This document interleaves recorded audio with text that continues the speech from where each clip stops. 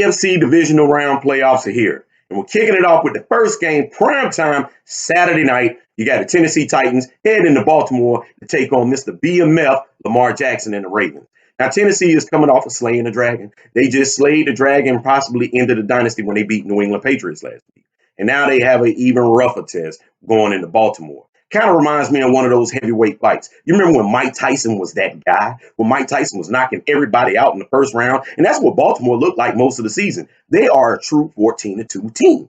However, I remember when Mike Tyson fought a guy by the name Frank Bruno. Everybody was expecting Mike Tyson to knock him out in the first round.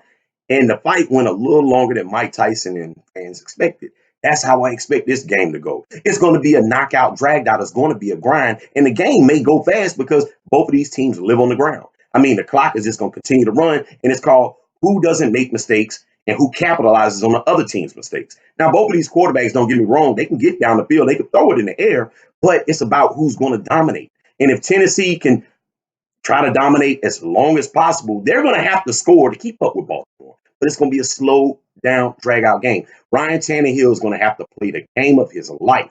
A.J. Brown is going to have to step up and make plays. Derrick Henry is just going to have to be Derrick Henry.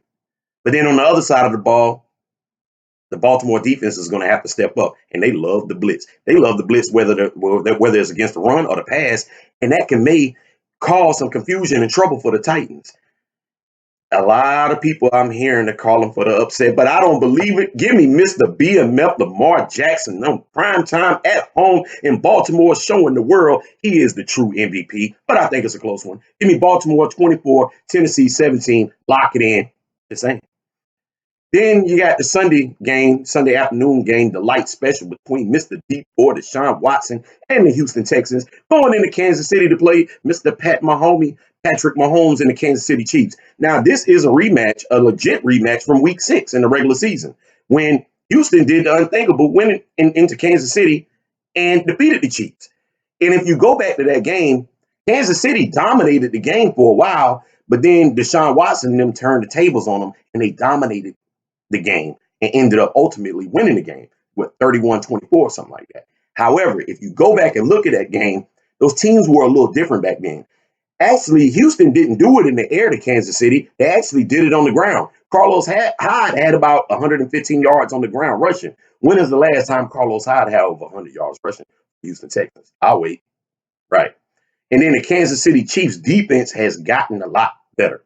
I think that a lot of people have been blinded over the past month or so, and rightfully so with Lamar Jackson, but people forget how good Mr. Pat Mahomes is. And if you look at the game last week with Houston and Buffalo, Buffalo should have won that damn game. Kudos to you, Deshaun Watson, but you did your thing. But this ain't Buffalo. Buffalo couldn't score. Kansas City can score. And I'm still not a believer in the Houston Texans defense.